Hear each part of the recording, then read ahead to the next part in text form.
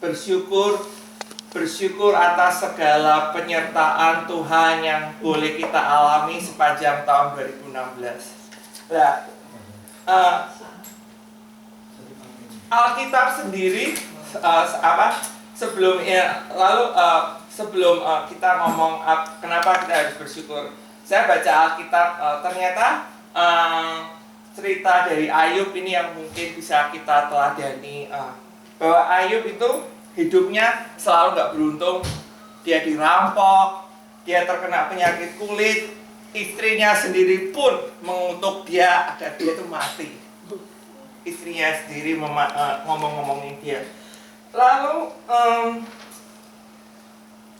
tapi di dalam penderitaan, di dalam kesulitannya itu, Ayub pun masih tahu bersyukur dan berterima kasih pada Tuhan. Ayub 2 ayat 10, setelah dia mengalami berbagai macam kesulitan di dalam hidup, dia ngomongnya begini sama istrinya nih. Dia ngomong, apakah kita mau menerima yang kalau kita menerima apa yang baik dari Allah, bukankah kita juga harus menerima apa yang buruk? Jadi kata-kata Ayub di dalam Ayub 2 ayat 10 ini mungkin bisa menjadi juga pedoman bagi kita, bahwa mudah bagi kita untuk bersyukur kalau ada peristiwa bahagia, tetapi kita juga ditantang, apakah kita juga bersyukur kalau kita mengalami berbagai macam kesulitan, berbagai macam tantangan, berbagai macam masalah hidup, apakah kita juga masih bisa bersyukur? Nanti itu akan saya bahas lebih lanjut.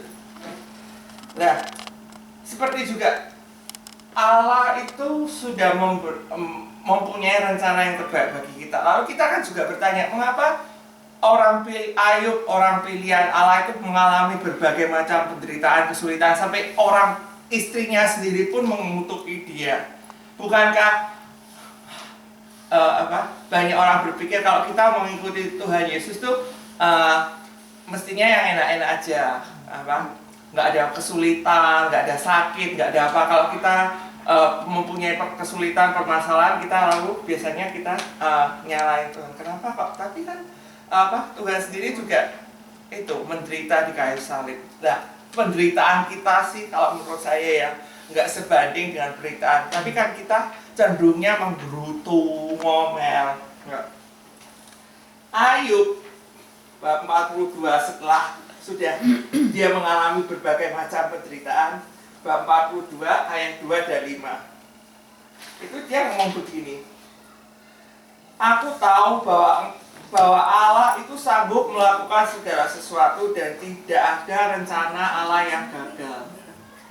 Jadi kita tahu bahwa apapun yang terjadi di dalam hidup kita, itu semua itu merupakan rencana Allah. Meskipun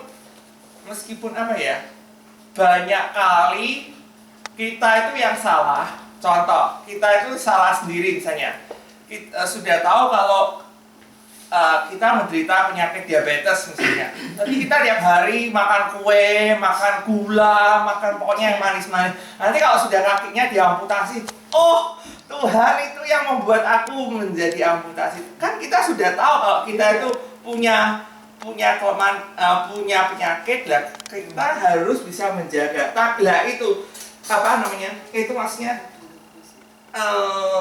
kita seringkali meskipun kita itu yang salah kita, tapi kita tuh menyalahkan Tuhan. Tuhan pokoknya jadi kambing hitam lah. Kenapa kok begini? Kenapa? Loh, itu kan kita yang salah. Kita sudah tahu kalau. Lah, tapi di saat itu pun Tuhan itu masih mencintai kita gitu loh. Nah, lalu ayat yang kelima dia tuh ngomong gini. Setelah mengalami segala sesuatu dia ngomong gini. Dahulu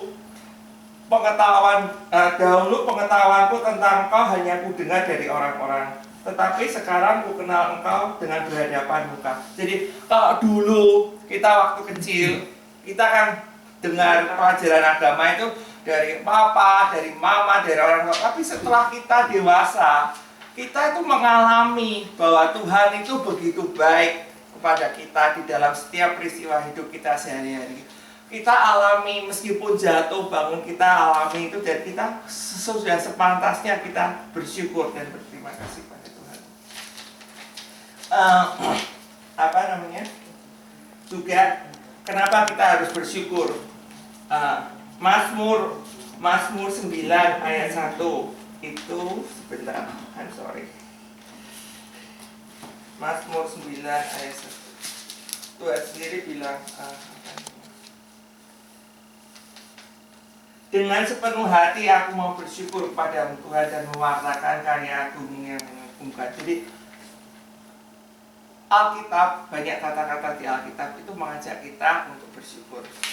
Kalau kita bersyukur di saat-saat hari yang gembira, dapat kenaikan gaji, dapat pensiun, dapat apa, dapat hadiah, cucu lahir, anak lahir, dapat green card, dapat citizen, dapat suami yang baik, itu normal.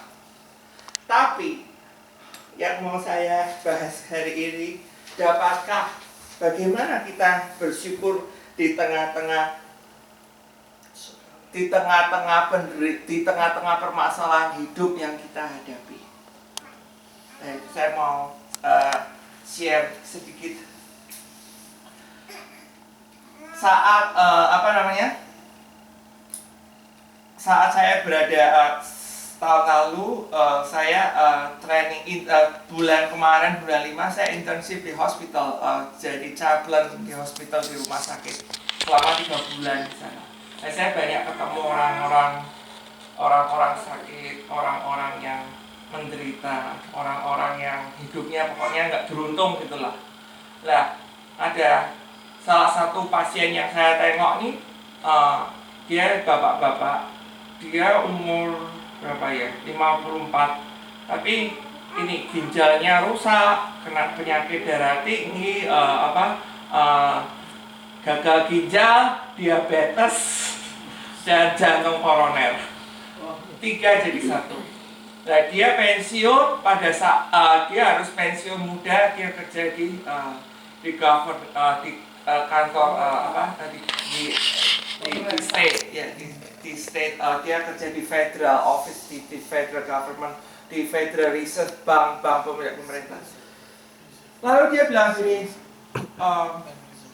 brother, dia bilang gini, saya waktu pensiun, saya akan tanya, kamu, dia pertama minta, sewaktu datang dia minta untuk didoakan. Lalu saya tanya dia, saya akan penasaran, apa yang membuat kamu ketawa, sukacita di saat kamu sakit ini? Dia bilang, wah, kalau ini sih saya sudah mengalami 2 tahun baru saya bisa begini. Nah, dia dilahirkan dari keluarga Katolik yang taat, tiap hari berdoa, dia itu mistina, putra, pokoknya hidupnya untuk Tuhan lah. Nah, pada suatu saat dia ke dokter untuk general check up, kok tiba-tiba oleh dokter itu di vonis kalau dia itu kena diabetes plus gagal ginjal. Dia bilang, what? Gagal ginjal, dan kesehatannya makin lama bukan makin membaik, makin menurun, sehingga dia nggak bisa kerja. Nah, cowok itu kan gengsi, kalau orang laki itu kan gengsi, dia bapak keluarga. Bagaimana maksudnya istrinya itu istrinya itu harus yang jaga dia, kan dia maksudnya mestinya kan dia yang bekerja. Kan orang Asia kan semua dia orang Amerika. Kalau kita juga orang Asia kan istri yang di rumah dia bekerja lah, istrinya juga bekerja, dia bertanya pada Tuhan. Pertama, maksudnya dia waktu hal itu terjadi, dia mengeluh pada Tuhan, Tuhan kenapa ini terjadi pada saya? Kan saya sudah hidupku itu semuanya untuk Engkau.